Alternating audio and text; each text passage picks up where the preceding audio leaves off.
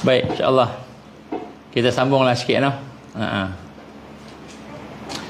Baik, jadi Rasul sallallahu alaihi wasallam pun saya pernah ceritalah kan. Bagaimana Allah uji dengan Jibril datangkan maklumat kan.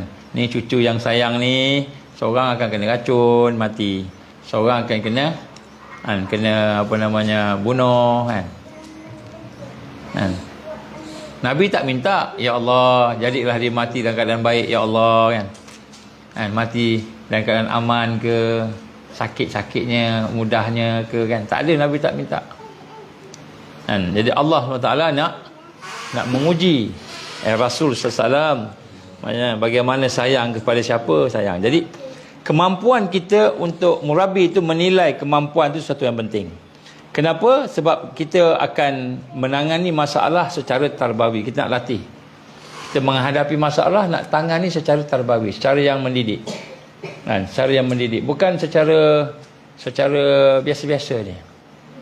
Sebetulnya panduan dia sebenarnya macam itu. Saya dulu sekali tu masalah, banyak sangat masalah.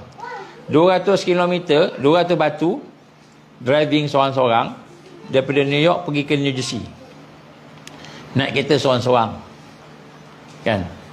Dalam masa tu dah ada lesen semua, jalan semua. Kan? Nak tanya dengan seorang murabi ni, jawapan semua masalah, banyak masalah, satu masalah. Sampai rumah dia, alhamdulillah sebagainya, cakap, saya pun cakap, ya, saya nak share masalah sikit ni. Saya pun cakap 1, 2, 3 masalah dengan universiti, masalah dengan kawan-kawan persatuan, masalah dengan kawan-kawan gini-gini, masalah dengan ni, masalah dengan macam-macam lah. Macam-macam masalah macam tu. Dia senyum aja. Habis dah saya cakap cerita panjang cerita kat dia masalah tu. Dekat 20 minit ada cerita dia. Masalah, semua masalah kan. Dia tengok, dia senyum. Dia kata, ya akhi, kata, wahai saudaraku, sabarlah kita. Jadi bila dia sebut sabar dengan wajah senyum, hilang semua masalah. Dah kena kacau pula. Hilang masalah. Sabar je. Sadbara. Dia senyum sabar. Bila dia kata sabar tu kan, pop, semua solusi datang. Terus nak selesai macam mana. Lepas tu dia kata, ada apa-apa lagi tak? Tak ada, alhamdulillah tak ada. Amai kita baca Quran. Lepas tu tengok tafsir. Lepas tu dia bagilah pengisian sikit kan, penyampaian sikit. Itu je jawapan dia. Jadi sebenarnya kita menilai sesuatu tu mesti kita menilai dengan iman. Jadi sebab tu nombor 1 nak rasa apa yang ada tu daripada Allah. Bila rasa daripada Allah tu kita tenanglah, sebab daripada Allah, bukan daripada musuh kita, bukan daripada Dajjal, daripada Allah. Dajjal datang tu pun sebab Allah izin datang. Kan? Sakit tu pun sebab Allah izin. Kalau tak izin, tak sakit kita. Semua tu. Ini mentauhidkan af'al, perbuatan Allah. Bila kita boleh mentauhidkan perbuatan Allah, hati kita tenang. Sebab apa? Sebab Allah yang bagi. Macam kita bagi ujian kat anak-anak kan. Kita bagi ujian anak-anak. Ujian apa-apalah, nak uji anak-anak kita kan. Kita tentulah kita uji anak-anak tu sebab kita sayang dia. Nak bagi dia lebih baik lagi kan. Takkan kita uji dia nak hancurkan dia. Dia bukan musuh kita, anak kita kan. Allah lebih sayang pada kita daripada kita sayang diri kita sendiri. Betul kan? Allah sayang kat kita ni lebih daripada kita sayang diri kita sendiri. Kenapa? Apa contohnya? Kita sayang diri kita, tapi kita boleh buat benda yang merosakkan diri kita. Kita boleh buat benda yang menjahanamkan diri kita. Kita ni, kita tahu tak boleh minum gula. Kenapa? Dah ada diabetik. Minum juga. Tak apalah, cheat day dia punya. Cheat day kan. Hari kita boleh tipu diri kita. Kita tahu benda ni bahaya, kita buat juga. Padahal bahaya pada diri kita. Mari kita tak sayang diri kita lebih daripada Allah sayang. Jadi Allah sayang pada diri kita lebih daripada kita sayang diri kita. Adakah Allah akan aniaya kita? Takkan. Allah takkan. Allah dah mengharamkan zalim ke atas dia. Dia dah mengharamkan dirinya berlaku zalim pada hambanya kan. Jadi bila kita tengok satu masalah, macam mana hebat masalah tu daripada Allah, maka hati kita gembira kerana itu daripada Allah. Kenapa? Allah nak uji kita. Tak ada benda pun yang Allah bagi kat kita melainkan semua baik berlaku. Semuanya baik. Kita ingat tak baik, kaki bengkak. Kan? Kita kematian orang yang kita sayang. Kita kena torture, kena boycott. Kena duduk seorang-seorang, lapar, tak ada kerja, kena buang kerja. Semua kita rasa macam susahlah macam tu kan. Sampai nak bunuh diri orang, sebagian nak bunuh diri. Sebab dia terputus. Dia ingat semua tu datang kan, saja-saja. Rupanya semua tu datang daripada Allah. Jadi nombor satu, kita kena pandai analisa. Sebab seorang murabi dia akan menganalisa, tengok balik pasti. Dia tahu kan, Allah bagi betul. Dia pun minta ke Allah jugalah. Okey, lepas dia tahu daripada Allah, mentauhidkan af'al Allah. Sebab tu macam mana nak buat ni? Macam mana kita nak mentauhidkan af'al Allah ni? Sebab tu kita berzikir. Zikir ni latihan untuk mentauhidkan Allah. La ilaha illallah, la ilaha illallah. Itu semua latihan nak mentauhidkan Allah. Allah, Allah, Allah. Subhanallah, subhanallah. Semua zikir tu sebenarnya tujuan utamanya nak mentauhidkan Allah. Tu tujuan dia. Supaya kita lebih kenal Allah, lebih dekat dengan Allah. Mukadimah kenal Allah, kenal perbuatan Allah. Itu mukadimah.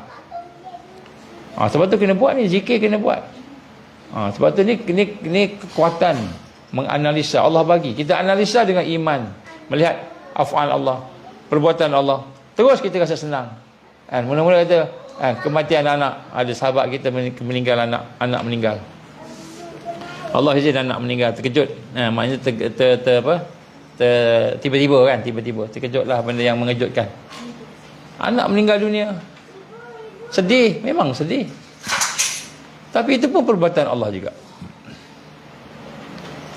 Jadi orang beriman dia akan nampak yang ini, dia akan tenang. Sebab apa? Daripada Allah. Lepas tenang apa? Minta ke Allah. Nak menangis? Menangislah. Sebab kadang-kadang memang Allah nak dengar kita menangis. Allah bagi masalah tu supaya kita rendah diri kita, menangis kat dia. Seorang yang beriman kalau tak menangis pada Allah, macam tak sempurna iman dia. Kena menangis. Dan memang ada masalah, memang masalah banyak. Saya banyak kali menangis kan. Banyak kali menangis. Tak boleh buat apa. Tak buat apa. Dah tak boleh buat apa kan. Kita pernah tak menangis? Tak apa. Menangis pada Allah. Menangis. Menangis kat Allah tak apa. Jangan menangis kat manusia. Menangis kat manusia selepas menangis kat Allah tak apalah. Menangis kat Allah dulu. Menangis. Menangislah. Jangan malu. Kita hamba, dia Tuhan. Nak malu apa kan. Kalau anak menangis dekat mak ayah, biasalah kan, betul? Anak menangis kat mak ayah. Cuba mak menangis kat anak. Mak kan, anak kecil-kecil macam tu.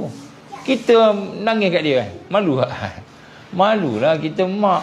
Kita yang boleh tolong dia, bantu dia. Tiba-tiba kita menangis. Kan? Baby menangis. Baby kita menangis. Menangis. Sebab apa? Dia lapar apa. Kita pun menangis kat dia juga. Tak habis cerita lah. Tapi kalau kita hamba, macam anak tadi menangis kat mak ayah, biasa. Kita hamba, nak menangis kat Allah, nak malu pasal apa? Memang kita Allah jadi. Kita ni Allah yang punya. Jadi nombor 2, menangis kat Allah, ada masalah, mengadu kat dia. Menangis, betul-betul minta. Sebelum ni kita minta kat orang. Ya, mungkin sebelum ni minta kat bapak ke anak bapak kan. Minta kat mak ke anak mak. Minta kat atuk ke cucu atuk kan. Minta kat manusia. Lalu minta kat Allah terus. Menangis kat Allah. Menangis lah. Menangis pada Allah ni satu nikmat. Tak percaya try kan. Lega habis. So apa kita tahu daripada Allah. Bila menangis minta kat Allah. Minta kat Allah. Minta ya Allah. Janganlah minta yang kita nak. Minta yang Allah nak. Minta yang kita nak. Bodoh kita. Kita tak tahu macam anak kita kan. Anak kita menangis. Nak aiskrim. Kan. Kita pula tengoklah kalau sesuai aiskrim tu bagilah kat dia. Tak sesuai jangan bagi. Kan. Anak memang nak aiskrim. Kita minta lah apa yang Allah nak bagi. Ya Allah, aku sabar. Ya Allah, aku sabar. Ya Allah, Engkau bagi aku ujian yang aku sabar. Ya Allah. Ya Allah, aku reda. Ya Allah, aku reda. Ya Allah. Tapi aku tak kuat. Ya Allah, aku tak kuat. Berilah kekuatan kepada aku. Ya Allah. Minta macam itu lah. Kan? Katakanlah kita tak ada kerja kan. Tak ada kerja. Kan? Tiba-tiba kita kata solusinya ialah ada kerja. Sebenarnya kadang-kadang Allah bukan nak bagi kita kerja. Allah nak bagi tajrid kepada kita. Rezeki yang tak disangka-sangka. Orang berusaha tanpa orang dapat rezeki tanpa usaha. Tajrid. Allah nak bagi. Allah nak tingkatkan darjat seorang tu. Allah bagi sesuatu yang tak payah usaha. Tapi kita minta kerja, kita dah rendahkan diri kita. Jadi nak sebut kat sini, janganlah kita minta itu yang kita nak. Minta dulu, ya Allah aku sabar ya Allah, jadikanlah aku sabar ya Allah, aku redha ya Allah, jadikanlah aku redha ya Allah. Betul, minta kekuatan, ya Allah berilah kekuatan ya Allah. Aku lemah ya Allah, minta ke Allah. Lepas tu dah minta semua tu kan, barulah kita tapi jangan minta lah, malu lah kita nak minta, sebenarnya malu. Minta aja kekuatan, minta penyelesaian, ya Allah selesaikanlah masalah aku ni ya Allah. Macam mana cara selesai? Allah Maha bijaksana, Engkau lah yang Maha bijaksana. Selesaikanlah ya Allah, yang terbaik ya Allah. Itu minta kan. Jadi bila kita minta macam ni, kita mengiktiraf Allah sebagai Rabb kita, ilah kita. Masa itulah kita jadi hamba-Nya. Masa itulah Allah tolong kita. Kalau tidak jadi istidraj. Boleh lah. Baik, jadi maknanya kita, sebab tu kita ada salah satu daripada kualiti murabbi ni, dia mesti memiliki kemampuan untuk menilai. Kita contoh tadi nilai masalah kita. Jangan kita menilai masalah kita tengok dunia je, tengok iman, pandangan hati kita. Kat situ ada penyelesaian tarbawi. InsyaAllah. Kemudian yang ketujuh, seorang yang murabbi itu mampu membina hubungan kasih sayang. Kita nak kena ada hubungan kasih sayang. Sebab tu saya nak serulah kepada semua yang ada di sini, sahabat-sahabat, sahabiah sekalian, tuan-tuan, puan-puan sekalian, sebenarnya kita takkan lengkap iman kita melainkan kita mesti berkasih sayang kerana Allah, iman. La yu'minu ahadukum hatta yuhibba li akhihi ma yuhibbu li nafsihi. Tidak akan sempurna iman seseorang sehinggalah dia sayang sahabat dia, ataupun dia suka pada diri sahabat dia macam mana dia suka pada diri dia. Jadi sebab tu seorang murabbi itu yang duduk dalam tarbiyah tu, kita lah sama-sama kita ini mesti menghidupkan suasana-suasana kasih sayang. Mesti hidup suasana kasih sayang. Barulah suasana kasih sayang tu akan membina kekuatan. Jadi mesti ada kasih sayang. Jadi kenapa buat ni? Sebab sayang kat sahabat. Sayang. Jadi tugas kita sekarang bila duduk dalam tarbiyah, mesti bina satu perasaan kasih sayang. Kasih sayang ni maknanya kita mesti ada husnul zan. Mesti ada lapang dada dengan sahabat kita. Kalau kita suami isteri, lagilah. Suami isteri kena lebih kuat lagi husnul zannya daripada kan sahabat-sahabat, kawan-kawan biasa. Lebih kuat lagi. Husnul zan ni kena kuat. Rugi tak husnul zan? Tak rugi. Tak rugi. Kalau husnul zan kita salah, katalah kita bersangka baik dengan sahabat kita, salah sangka baik kita, maka bila kita husnul zan dengan sahabat kita kerana Allah, sahabat kita tu buat salah, tak betul kan, maka kesalahannya tu tidak akan mendatangkan baik. Saya bagi contoh kan, kita baik sangka dengan sahabat, kita buat baik dengan dia, kita tolong dia, kita buat macam-macam lah kat dia, dia buat tak elok kita, dia buat tak elok kita, rugi tak? Kalau kita husnuzan dengan dia, al-ithar, kita mengutamakan dia lebih dari kita, kita tolong dia buat macam-macam kan, tiba-tiba dia tak baik dengan kita, pasti Allah akan jaga kita. Pasti. Kenapa pasti Allah jaga kita? Allah dah perintah itu, Allah akan jaga keselamatan. Okey, kita tolong dia, bantu-bantu dia, tiba-tiba kan dia buat ananya kat kita kan. Ni pengalaman lah. Saya ingat pengalaman semua orang macam itu kot. Kalau kita buat sesuatu kerana Allah, kita buat baik-baik, orang buat jahat kat kita kan, tentu Allah akan gantikan sesuatu yang lebih baik. Contohnya kat ladang kan. Ladang kita ni Allah uji, kadang-kadang bisikan-bisikan syaitan lah, bisikan iblis lah, macam-macam bisikan lah datang-datang kat kita ni, sehingga ada di kalangan mungkinlah kawan-kawan kita ni, sahabat kita ni yang rasa-rasa macam ni, akhirnya dia tak bersama kita. Ini realiti kan, realiti. Zaman dulu pun ada, dan kemudian Allah uji pula sampai peringkat tomahan-tomahan, fitnah-fitnah datang, pecah belah, pecah kan. Sedih tak? Sedih lah, sedih. Tapi kita dah baik sangka, kita cuba yang terbaik, tapi Allah izin berlaku juga Kan, benda yang kita tidak ingin itu berlaku juga.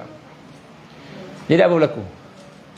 Kan, saya diingatkan seorang ni, seorang yang soleh, tiap-tiap malam tahajud, zikirnya luar biasa, Qurannya, kan, Allah izin dia boleh melihat sesuatu yang kita tak nampak kan. Ada seorang je lah, tak adalah kat sini, tak ada kat sini tempat lain.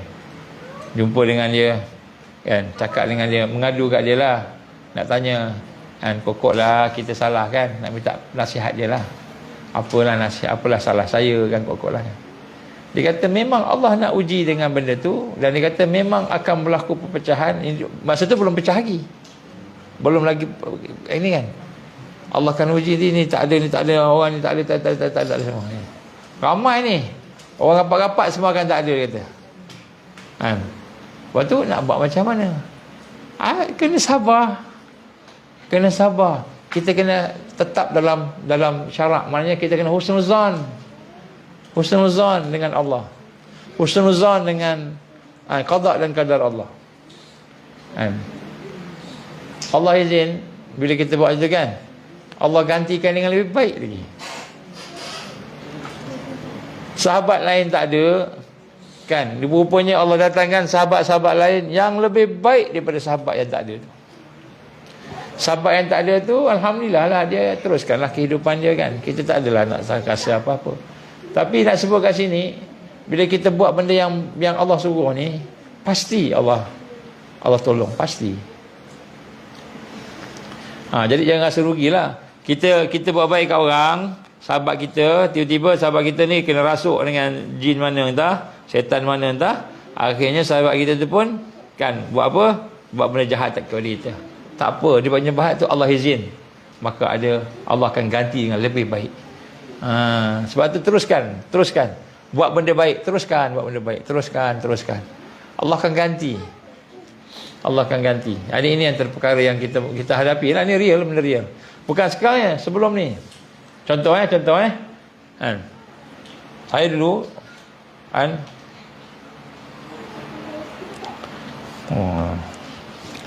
nak cerita pasal saya ni tak sedap ni. Tapi tak apalah, dah terlepas. Saya pernah kena boikot dulu.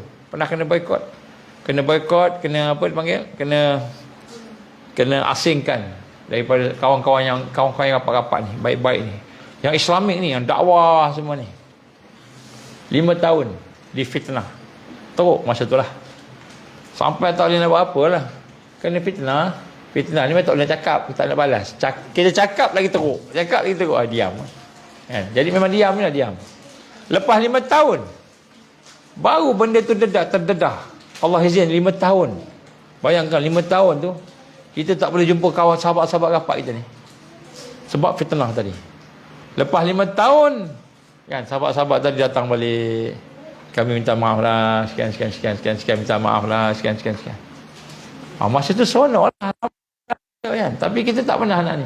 Tapi nak sebut kebaikannya tu yang Allah bagi tu, bukan saja sahabat yang dulu fitnah kita tu patah balik kita, dia ikhlas, cumanya ialah bisikan syaitan kan, datang balik.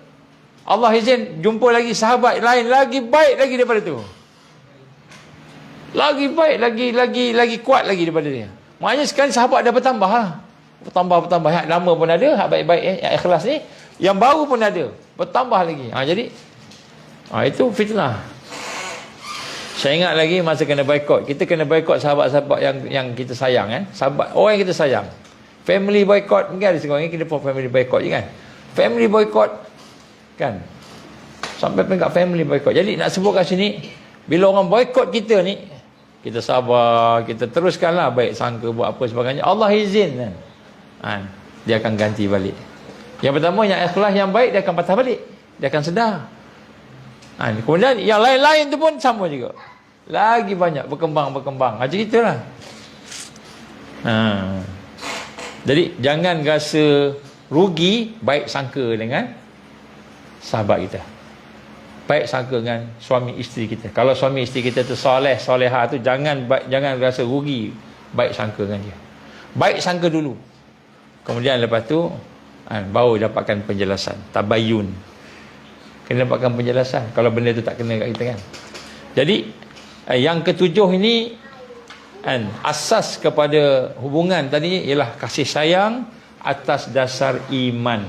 Kasih sayang atas dasar iman. Jadi kasih sayang ni apa dia? Kasih sayang ni, kasih sayang ni maknanya mula-mula kena husnuzan. Kita hadapi semua ni. Sebab tu nak sebut kat sini ada Kasim Azizah. Kan? Azizah Kasim kot. Kan? Nama dia Kasim Azizah. Kongsikan ustaz kata. Dia cakap dah pun kan. Nak sebut sini kan. Kalau kita ikut apa punya formula Allah bagi ni, tak ada rugi. Sebab apa? Bila kita ikhlas, husnuzan, paling kuat al-ithar, utama dengan sahabat tadi, Allah akan datangkan orang yang sama pada kita. Orang yang bersama kita kan husnuzan kita pula. Akan berlaku isar pada kita pula. Kemudian Allah akan tambah lagi. Kenapa kasih sayang ni sangat penting? Ini saya sebut malam ni noh. Saya minta maaf sangat. Daripada kajian kita dan daripada nasihat-nasihat para sahabat-sahabat kita yang buat kajian dan juga orang mengetahui lah yang Allah izin ada ilmu, kita akan berhadapan dengan kesusahan. Kita akan berhadapan dengan kepayahan.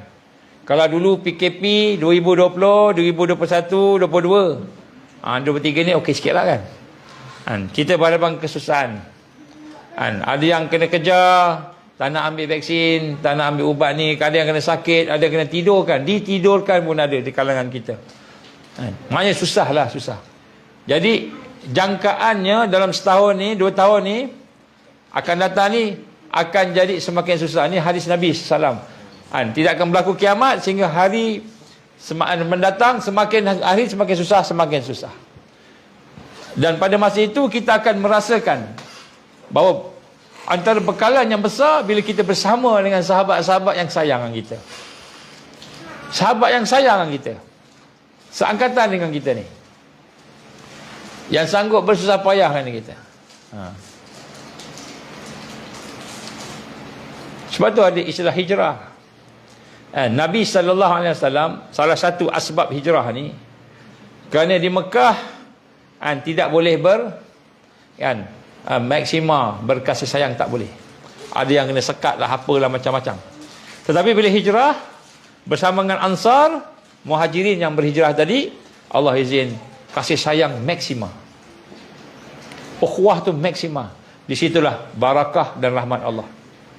Di situlah kemenangan demi kemenangan Allah bagi. Kan? Walaupun sikit, Badar, sikit boleh menang dan seterusnya lah. Dan sebut kat sini maksima barakah rahmat Allah bila lahir kasih sayang yang solid. Muhajirin dan Ansar. Allah rakam dalam Quran. Jadi selagi tak berlaku hal tu, selagi itulah asbab kemenangan tak cukup. Tak semesti ramai. Tak semesti ramai. Kalau di Madinah tu pada peringkat awal tu hanya kurang lebih 300 orang lebih je yang betul-betul core ni. Kemudian berkembang-kembang 1000 orang. Kan? Peringkat awal. Jadi tapi solid. Solid. Ketika di Mekah diuji dengan macam-macam tu kan. Solid. The first 3 years tu, 3 tahun pertama 40 lebih orang ni. Tapi solid. Ukhuwah yang solid. Di situ pertolongan Allah, pertolongan Allah, pertolongan Allah. Sampai kena boykot sebagainya. Jadi sebut kat sini memang kita nak menang mesti ada kasih sayang maksima. Tak semua pun tak semua pun segelintir. Tapi nak sebut sini, saya nak sebut ni bahagian yang sifat nombor 7 ni, merabi tadi betul juga sama kita ni. Mesti hubungan kita, hubungan kasih sayang atas dasar iman, akidah. Jadi maknanya paling tinggi ialah al-isar. Jadi kita tengok hari ni tengok noh. Kita tengok diri kita noh. Kita nak menang bersama dengan kelompok yang Allah bagi menang, mesti ada sekurang-kurangnya sekali dalam semua hidup kita melakukan al-isar kepada sahabat kita. Al-isar ni apa? Mengutamakan sahabat lebih daripada diri kita. Bukan kita bagi yang lebih-lebih. Kita ada RM100, yang kita guna RM90, ada lebih RM10. RM10 tu kita bagi kat tu yang lebih tak. Yang kita perlukan tu kita bagi. Kalau ada hak ni, sifat ni, lagi ramai di kalangan kita sampai peringkat begitu, perasaannya, sikapnya, insya-Allah semakin dekat kita dengan kemenangan. Jadi sebab tu asasnya mesti kasih sayang. Ini kekuatan ukhuwah. Jadi sebab tu dalam tarbiyah itulah dia. Nak sayang sahabat ni lebih daripada sayang diri kita sendiri. Susah sebenarnya. Tapi kita kena try lah, kena try. Kalau kat sini boleh buat lah, insya-Allah. Jangan berkira lah dengan sahabat kita. Sahabat kita jenis tak basuh pinggan. Ni tak ada kena mengena dengan siapa-siapa no. Jenis makan tinggal, tak basuh pinggan. Kita pula tengok kan. Kita ambil pinggan ni kita basuh. 1 hari, 2 hari, setahun kita basuh pinggan untuk dia. Setahun basuh pinggan untuk dia. Jangan main-main. Sampai kita pun dan tak apa buat, kerana sayang kat dia. Agak dapat tak? Sesuatu yang baik. Yang pertama buat pahala ni dapatlah. Confirm dapat. Allah bagi kan benda baik. Yang kedua barakahnya Allah akan bagikan kekuatan. Jadi sebab tu jangan berkira sangatlah. Susah. Aku je kena masak kata CM contohnya kan. Ni tak ada kaitan dengan siapa-siapa kan. Sebab tu dia kata aku sanggup kalau engkau boleh masuk umur, dia kata aku boleh bayar.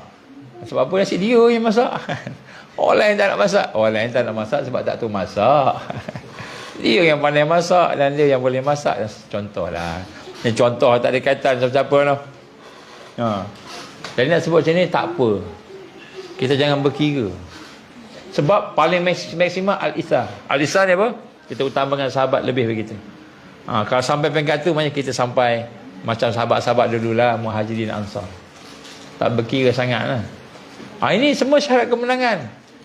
Tidak ada satu benda pun yang kita buat kecil macam mana pun Allah kira nanti di akhirat. Siapakah di kalangan kita yang paling Allah sayang? Di kalangan kita yang paling Allah sayang kat sini ialah siapa yang paling sayang dengan sahabat dia. Siapa yang paling sayang dengan sahabat dia, dia yang Allah lebih sayang pada dia. Jangan kita ingat dia ni tak. Siapa sayang kat sahabat dia? Malahan asbab sayang pada sahabat ni, Allah arah malaikat turun jumpa kan. Kalau ingat peristiwa dalam satu hadis Muslim kan, seorang tu nak pergi ziarah sahabat dia kan. Allah suruh malaikat turun tanya, kenapa kamu pergi ziarah saudara kamu ni? Kamu nak pergi mana? Ada projek ke, ada apa ke, kepentingan dunia? Tak ada, hanya kerana aku sayang kat dia je. Ingat aku sayang kat dia, nak ziarah kan. Maka ketahuilah semuanya Allah sayang pada kamu macam mana kamu sayang pada sahabat kamu. Ini susah ni kan. Tapi kalau ini Allah izin, tapi insya-Allah kan. Itulah kemenangan. Sebab tu Allah gambarkan dalam suratul Imran ayat 159. Fa bima rahmatin minallah lintalahum. Maka dengan sebab rahmat yang melimpah-limpah daripada Allah kepada kamu, hendaklah kamu bersikap lemah lembut kepada mereka. Sahabat-sahabat kamu, pengikut kamu, Rasulullah SAW tadi. Jadi kita kena apa? Kita kena sentiasa berlemah lembut dengan sahabat-sahabat kita. Pelan-pelan lah kan, gitu kan. Tapi susah ni, susah. Habis kalau sahabat tu naik kepala, naik tocang, naik kepala, semua naik lah kan. Ambil kesempatan semua, serah ke Allah. Dan Allah suruh kita macam ni, kita buat je, serah ke Allah. Allah akan ganti lebih baik. Kita ingat kita rugi, tolong orang, bagi makan orang dan sebagainya. Tapi rupanya yang lebih baik. Ini yang kita nak kena hidupkan ni. Jadi insya-Allah saya nak ajak datang sahabat-sahabat ni yang kat FB ni. Siapa yang tak pernah datang kat RKM, mari datang. Kita nak rasai ukhuwah. Kan? Pada cuti hari-hari Cina ni. Kita tak buka pada semua orang, tapi siapa yang duk follow ni bolehlah ikutlah, datanglah. Ni akan datanglah sekali, orang lain-lain semua datang, pakat-pakat datang ni kan. Tapi tak apalah. Nanti tukang sihir pun datang sekali lah. Tak apalah, datang. Dia nak datang sini besok, silap-silap kan, dia bertaubat kan. Mana tahu. Jadi kita kena ni ukhuwah. Kalau tidak datang kerana nak dengar ceramah pun boring dengan ceramah. Datang kerana ukhuwah. Datang sebab ukhuwah. Saya menyeru jugalah kepada sahabat-sahabat kita PSRM, marilah datang. Datang sini sama-sama. Kan? Lama tak jumpa kan. Jadi kerana kasih sayang saja. Kerana kasih sayang. Kita ikhlaskan diri kita, jumpa kerana kasih sayang. Kemudian bila kita dah dapat kasih sayang, ada sahabat sayang kita tu, insya-Allah sahabat akan doakan kita kan. Bila doa ni insya-Allah lah kebaikan kepada kita. Kenapa? Salah satu sebab besarnya sekalian hadirin hadirat, kerana Allah akan uji kita dengan sesuatu yang besar, sesuatu yang besar. Dan sesuatu besar tu tak mampu kita buat seorang-seorang. Tak mampu. Dan bukan saja tak mampu, tak boleh. Tak boleh. Memang di luar kemampuan kita. Jadi kita kena bersama-samalah dengan mereka yang soleh. Sebab ujian di akhir zaman ni, puluh ribu ulama pun akan terikut dengan Dajjal. Saya minta maaf Hindia apa tahu Hindia. Bila kita bersama dengan sistem, ikut je sistem ni, ikut je apa yang nak, tanpa ada satu agenda yang mengikut Al-Quran dan Sunnah tadi, kita akan terikut dengan suasana yang ada tadi. Kita akan ikut arus, kita jadi buih. Walaupun serban kita tebal, jubah kita kan panjang, labuh, walaupun janggut kita panjang, walaupun ilmu kita hebat, maknanya memang kalau tengok ni alim sungguh lah, tak sangka lah. Tapi sekiranya kita masih takut kehilangan yang kita sayang dunia ni, tak kira lah apa dia, dan masih lagi ikut sistem yang ada pada hari ni, maka kita akan terperangkap dengan sistem tersebut. Kita tak akan boleh keluar, Ini sunnah. Tengok Nabi buat apa? Nabi dia ajak sahabat-sahabatnya duduk dalam tarbiyahnya, dakwahnya, jihadnya, akhirnya bentuk satu kekuatan negaranya. Jadi dia kena ke arah situ. Tak boleh kita kalau hati kita sayang, minta maaf noh. Kalau sayanglah dengan makhluk ni, dengan sistem makhluk yang menyebabkan kita jauh daripada Allah ni, insya-Allah kita tewas. Allah akan tewaskan kita lah, sebab hati kita yang sayang kepada jahiliyah. Jadi kita kena betulkan niat kita dan sebagainya. Jadi insya-Allah kita sama-sama lah. Jangan kita dulu je. Sebab tu saya tekankan lepas kita. Ada orang ceramah pasal Freemason, ceramah pasal Illuminati, cerita sejarah semua pakar. Tapi bila dia berhadapan kehidupan, dia ikut sistem Freemason, dia ikut sistem Illuminati, dia ikut sistem, terus duduk sama. Dia reda, tak apalah, tak kisahlah, macam itu kan. Akhirnya apa yang berlaku, dia tak boleh keluar daripada sistem tu. Walaupun dia berdoa, menangis doa, tapi hatinya masih bersama dengan jahiliah. Ini yang paling penting sekali kita nak kena rasa. Sebab tu sahabat sangat penting. Sahabat ni dia akan bawa kita keluar daripada arus yang merosakkan kita. Saya minta maaf lah tengok daripada yang paling atas sekali paling atas sekali, pemimpin kita bincang pasal apa? Pemimpin kita bincang pasal apa? Kemudian kita tengok alim ulama kita bincang pasal apa? Pemimpin bincang pasal kuasa. Ada tak pemimpin-pemimpin yang bincang berkenaan dengan macam mana nak menyatukan umat, macam mana nak membina kekuatan umat? Ada tak pemimpin yang kita kenal hari ni? Hampir tak ada lah. Kita kata ada kan marah pula. Hampir tak ada lah. Okey, kita tengok ulama. Ada ulama yang bincang berkenaan dengan macam mana kita nak menyatukan umat kita ni, macam nak menggerakkan umat kita ni, macam nak membina umat kita ni. Ulama ni hampir tak ada. Bukan kata tak ada, hampir tak ada lah. Banyak majoritinya tak ada. Majoriti bincang ni kurang ajar dengan Imam Syafi'i. Yang ni pula kurang ajar dengan buat bid'ah dan sebagainya. Minta maaf noh. Bukan salah kita nak berbincang-bincang, tetapi bila benda tu menjadi asas. Sebenarnya qadiyah Islamiah ni apa? Apa dia permasalahan Islam sebenarnya sekarang ni? Yang pertama, masalah Islam sebenar secara umumnya saya sebut ialah dari sudut realiti siasi, waqi' siasi, iaitu realiti siasah. Siasah bukan maknanya politik. Siasah bukan maknanya politik demokrasi, bukan. Itu memang dah masalah dah, sebab sistem tu pun dah masalah dah. Waqi' siasi ni maknanya kita ni siapa yang kontrol, itu waqi' siasi. Okey, kita dah merdeka daripada British, daripada Belanda, Indonesia dan sebagainya. Betul ke kita merdeka? Cuba tanya. Cuba bincang. Tak betul.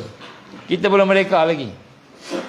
Saya tanya dengan tuan-tuan yang Ramadan, cuba tanya dengan pakar-pakar perlembagaan negara Malaysia. Boleh tak negara Malaysia letakkan Al-Quran di atas daripada perlembagaan negara? Boleh tak? Cuba tanya, boleh tak? Al-Quran di atas perlembagaan negara Islam, boleh tak? Negara Malaysia, boleh tak? Saya tak nak jawab lah, cuba tanya je soalan tu. Cuba tengok. Nak ubah perlembagaan contohnya. Nak ubah perlembagaan, boleh tak? Yang pertama mesti persetujuan raja-raja. Yang kedua mesti persetujuan British. Sebab yang sign perlembagaan kita dua je, British dengan raja-raja je. Kalau raja-raja parlimen nak buat macam-macam, parlimen. Nak buat macam-macam parlimen. Kita nak kena tegakkan negara Islam. Parti Islam se-Malaysia kata, kita nak tegakkan hudud dan sebagainya, kita kena ubah perlembagaan negara. Boleh tak? Kena ada persetujuan raja-raja. Katalah raja pun setuju, agung setuju, semua setuju, kena minta persetujuan British. Boleh tak? Agak-agak lepas tak? Ini kan memang tak perasan ni. Sebab yang sign perlembagaan ni, nombor satu, British. Nombor dua, raja-raja. Ni dua je. Jadi kalau parlimen nak buat pun, raja tak setuju, tak boleh. Raja setuju pun, British tak setuju. Agaknya British setuju tak? Confirm tak setuju. Jadi mana yang dikatakan penjajahan? Kita lebih merdeka ni. Setakat nak buat apa yang disuka, boleh lah. Nak buat konsert Rainbow ke? Konsert apa lah? Coldplay. Buat konsert Coldplay. Tak apa. Kemudian buat pula konsert, nak hapuskan dosa tu, kita kena selawat banyak. Buat konsert selawat pula. Buat selawat, panggillah Habib semua satu dunia datang. Ini Rasulullah SAW ni keturunan Habib semua. Nak hapuskan dosa, nak bertaubat, Coldplay tadi. Nak buat konsert selawat pula, boleh. Waktu kita tengok, inilah negara Islam, kita ada selawat sama sekali, tak ada tak halang sebagainya. Ini negara liberal. Kalau kita nak faham, itulah liberal kan. Jadi mana menjajah, mana yang kita merdeka? Tak ada merdeka sebenarnya. Ulama-ulama kita fikir benda ni. Ulama kita tak ada. Ulama kita fikir penguin boleh makan, tak boleh makan. Ini tak ada kena-mengena dengan siapa-siapa. Fatwa penguin boleh makan. Sian, ada kata sian ustaz nak makan penguin, macamlah dah tak ada lembu. Ada orang tanya saya, penguin boleh makan? Bincang pasal penguin boleh makan tak makan kan? Bincang pasal macam mana nak satukan umat ni, macam mana umat berpecah belah ni kan? Jadi tak ada ulama yang memimpin, tak ada, tak fikir betul-betul. Adalah, tapi mungkin yang tak nampak-nampak lah kan, sebagai ada lah ulama kita, tapi maknanya majoriti tak ada. Jadi majoritinya bersama sistem. Majoriti itulah yang akan ikut Dajjal. Majoriti akan ikut Dajjal. Kita macam mana kita confuse besok? Ulama ni kata boleh ni nak ikut one world religion, boleh ikut ni. Ulama semua kata boleh. Semua ulama betul. Semua kata boleh. Ada seorang ustaz kata takkanlah 14 mufti salah. Kamu betul. 14 mufti kata boleh bersama one world religion. Kita pula kata tak boleh. Kamu pandai ke daripada ulama-ulama ni? Confuse lah. Taklah, ikut je. Minta maaf no. Dia akan berat ni, dia akan bertambah berat ni. Sekarang kita tak nampak. Kita rasa yang susah ni IHR, kena ambil nak isi, kita nak isi padu, digital ID kan. Itu kita rasa susah dah. Singapura dah ada isi dah. Singapura dah lalui dah digital ID. Contohnya kan, Singapura dah buat dah. Kita hari ni baru nak nanti maknanya dia akan buat lah tu. Tapi nak sebut sini kekuatan, pembinaan kekuatan. Jadi kita, sebab tu kita perlu sangat kita nak bersama-sama ni. Sikit pun tak apa kan. Dan kemudian barakah bersama-sama ni, barakah bergabung lah. Kita seru lagi sekali lah bergabung kan. Barakah bersama-sama ni kan, bergabung semua ni, insya-Allah situ pertolongan Allah. Palestin hari ni dah makin besar ni, Palestin makin berat ni. Dari sudut perjuangan dia sekarang ni, masing-masing dah tunjuk dia bunuh dia ni, nampak ni. Maknanya tak berhenti lah. Kan? Sahabat kita yang berperang sana, kan, yang Islam ni tunjuklah mati yang apa namanya Israelnya. Orang Israel pun tunjuk mati ya. Jadi maknanya dia orang tak nak berhenti lah. Kan? Ulama minta maaf dengan artis hal konsert. Ni lagi besar. Ada kes ulama minta maaf. Apa? Konsert mana? Konsert Siti Nurhaliza. Minta maaf kat Siti lah. Sebab tuduh kat public. Dia tuduh apa? Tak benarkan buat, at first tak benarkan buat apa tu, konsert kat Mufti Pulau Pinang. Mufti Pulau Pinang. Okeylah, tak apalah.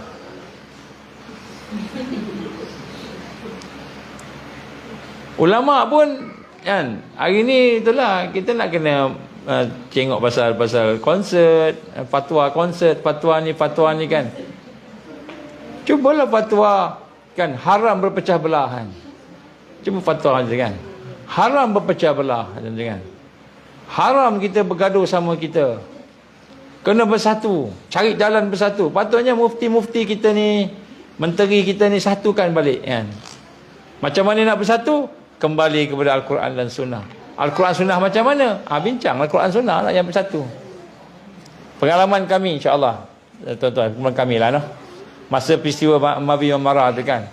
Satu dunia, 400 NGO, lebih 400 NGO, satu dunia. Lebih daripada lebih kurang 30 dengan 40 negara satu dunia bersama. Cakap ni kalau orang Melayu ni, kita ni orang Malaysia dengan orang Turki macam ayam mengitik. Kita cakap dia tak faham, dia cakap pun tak faham. Dengan sign language pun tak sama. Sign language pun tak sama. Bahasa Turki kan.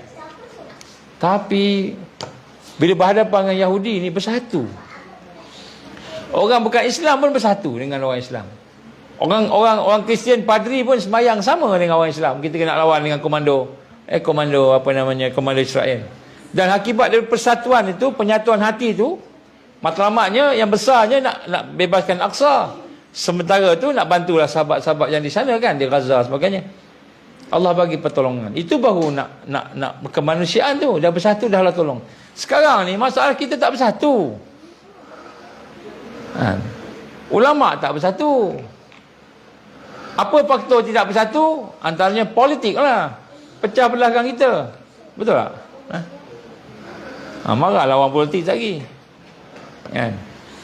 Politik. Buang politik tepi, letak politik tepi. Jangan pakai pakaian politik. Jangan pakai pakaian apa-apa. Kita duduk atas Islam. Quran, Islam, kan? Sunnah, kan? Ukhuwah. Cukup. Kamu Wahabi ke, Wahabo ke, kamu siapa pun atas asas iman dan ukhuwah. Cukup. Iman dan ukhuwah. Tak payah tuduh-tuduh orang bid'ah ke tak bid'ah ke. Okey. Ni ada seorang cakap kan. Kalau kami tak betulkan bid'ah ni, siapa yang nak betulkan? Dia kata kan. Ada seorang doktor lah, PhD. Kalau kami tak betulkan bid'ah ni, siapa yang nak betulkan? Saya tegur sekali tu, saya tegur. Saya kata kita kena utamakan ukhuwah, penyatuan, tak apa, kebenaran ni tak apa, nanti kita boleh. Ni bukan masalah kafir tak kafir kan. Jadi dia masalah apa? Kafir dengan jadi Islam ke, ataupun masalah beza pandangan dari sudut syariahnya. Hal ni ikut mazhab Syafi'i, hal ni ikut mazhab sendiri-sendiri, ini ikut mazhab yang ni, contohnya kan. Itu masalah mazhab, masalah ibadah kan. Betul lah dia kata pandangan ni bid'ah, pandangan ni tak bid'ah, sunnah. Jadi tak apalah, itu bukan kafir tak kafir. Masih lagi, cuma Allah kata Allah bagi kurang pahala ke lebih pahala, macam itu je masalah perbezaan pandangan. Tapi itu yang besar sekarang ni. Sampai nak bersatu pun tak boleh.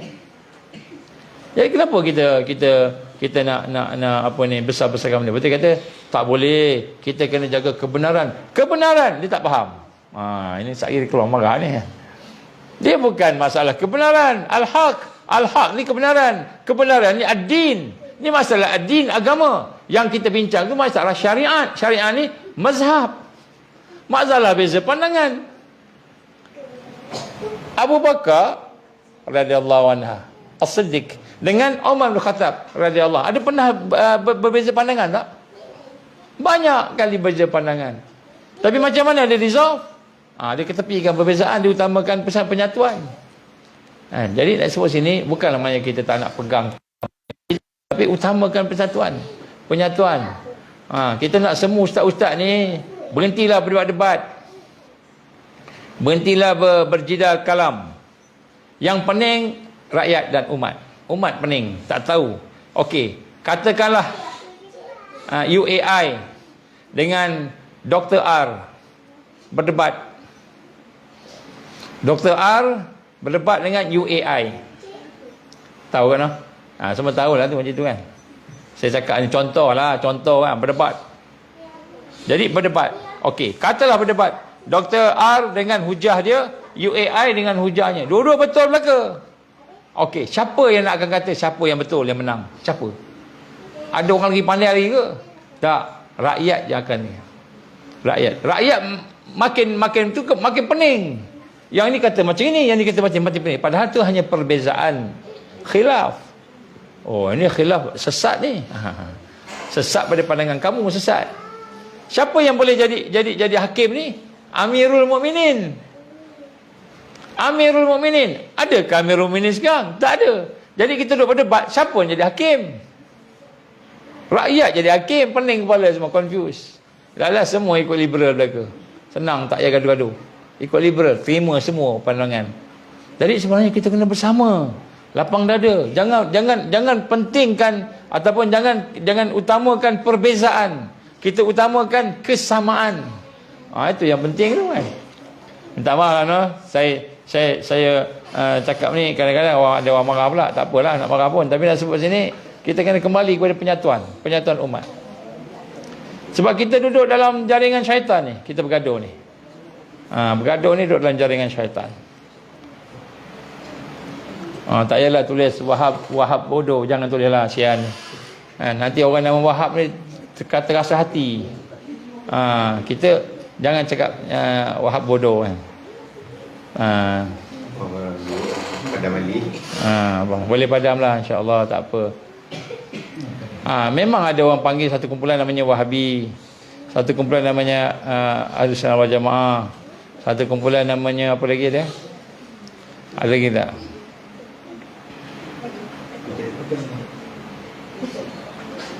Doktor ring sepiring ni siapa?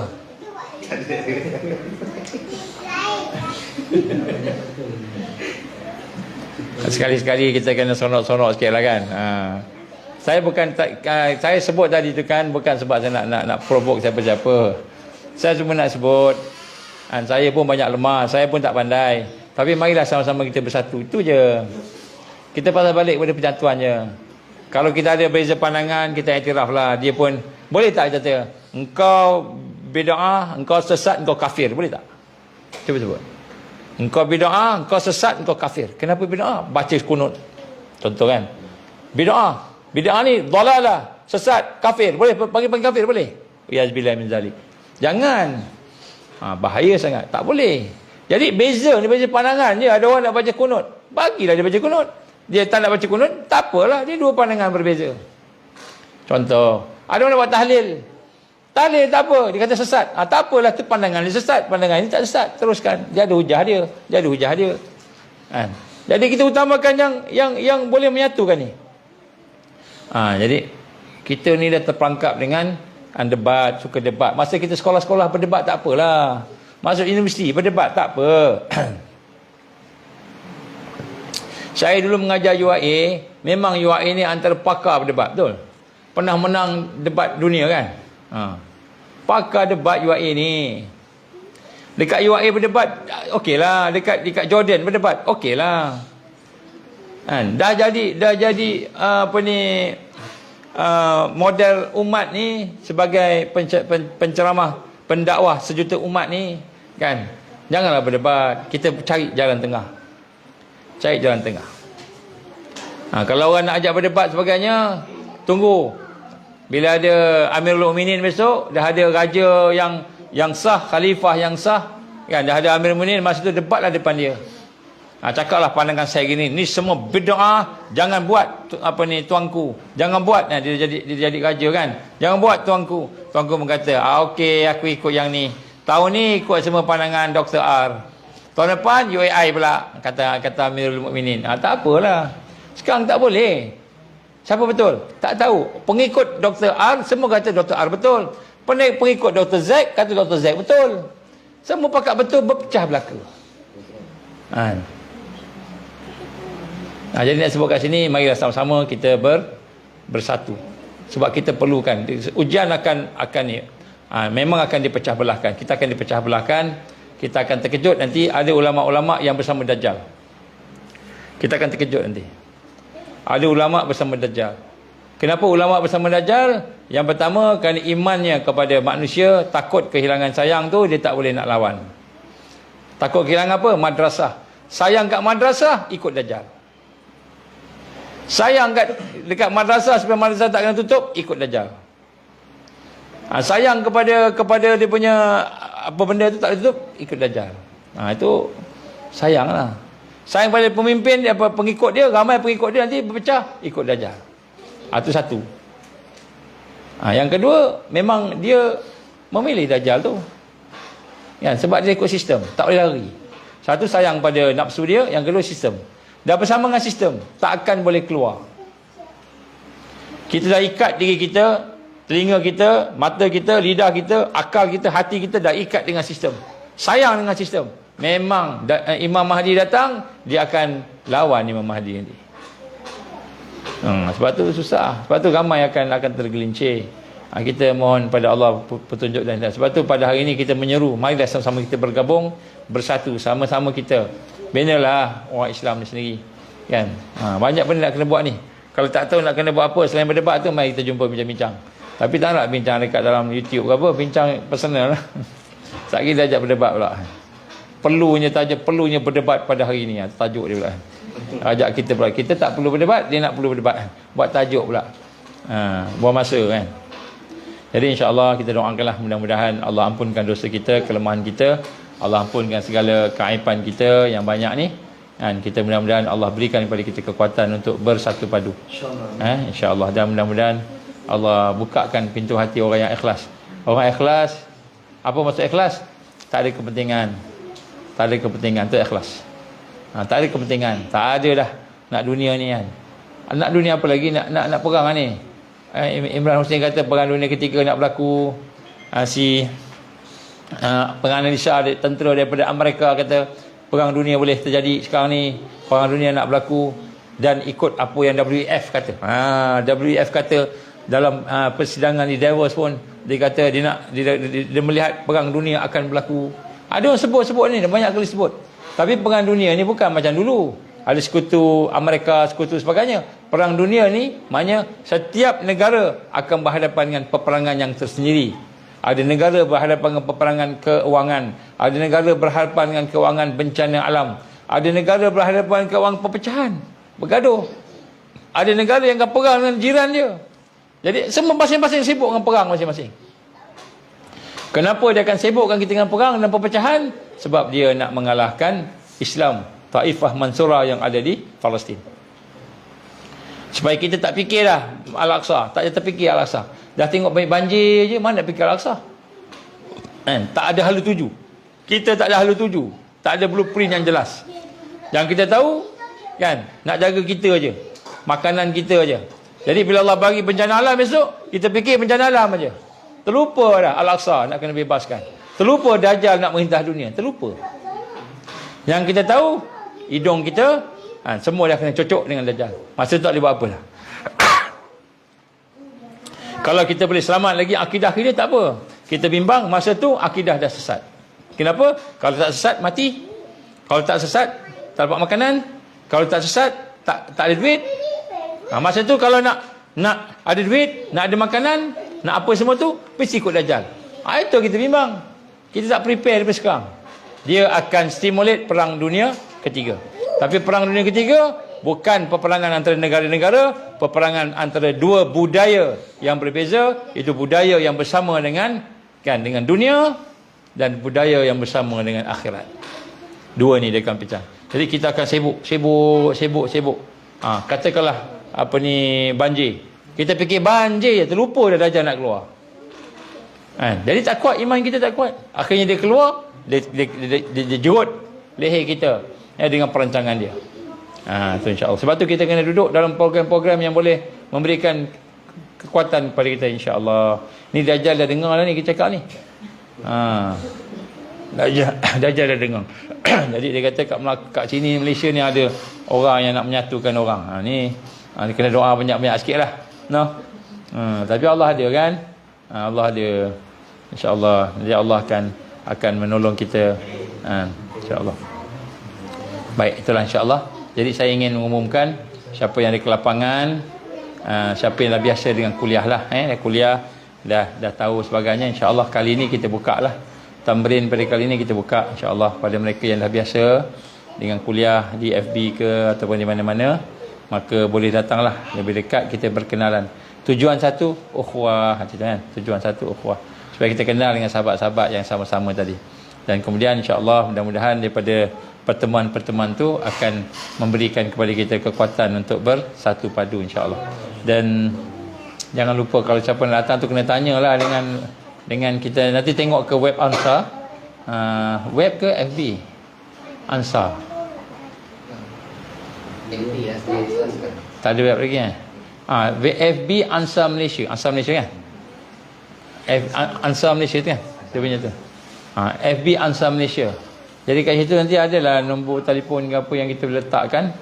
Siapa yang tak pernah lah, tak kenal pokok dia je dekat Ulu Sarawak ke, Ulu Sabah ke, Ulu Filipina ke, kan, mungkin kat sini tak jumpa lah, kita kontak nombor tu. Saya nak pergilah kan. Jadi dia ada borang, kena isi sikit borang lah. Isi borang sikit. Sebab kita nak tahu juga siapa datang. Kokok yang datang tu Dajjal ke? Kita Dajjal kita tak terima lah. Kalau orang lain kita terima. InsyaAllah. Baik. Tadi itulah insyaAllah, gurau-gurau je.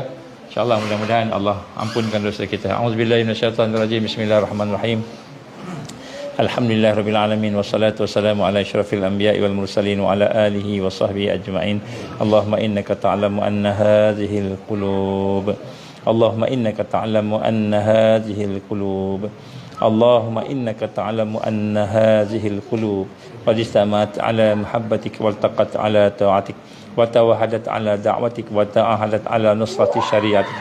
Fasik Allahumma rabitataha wa limuddaha wahdiha subulaha واملأها بنورك الذي لا يخبو واشرح صدورها بفيض الإيمان بك وجمل التوكل عليك وأحييها بمعرفتك وأمت على شاتي في سبيلك يا الله إنك نعم المولى ونعم النصير.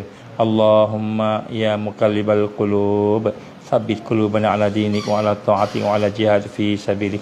اللهم انصر الإسلام والمسلمين والمستضعفين والمجاهدين في كل مكان وفي كل زمن وخصوصا في غزة وفي الأقصى. اللهم انصر يا الله اللهم انصرنا على ترك الدعوة وترك التربية وترك الجهاد في سبيل الله. لا إله إلا أنت سبحانك إنا كنا من الظالمين. ربنا أتمم لنا نورنا واغفر لنا إنك على كل شيء قدير. ربنا لا تزغ قلوبنا بعد إذ هديتنا وهب لنا من لدنك رحمة إنك أنت الوهاب. ربنا آتنا في الدنيا حسنة وفي الآخرة حسنة وقنا عذاب النار. وصلى الله على سيدنا محمد وعلى آله وصحبه وبارك وسلم. سبحان ربك رب العزة عما يصفون والسلام على المرسلين والحمد لله رب العالمين. سبحانك اللهم وبحمدك أشهد أن لا إله إلا أنت أستغفرك وأتوب إليك.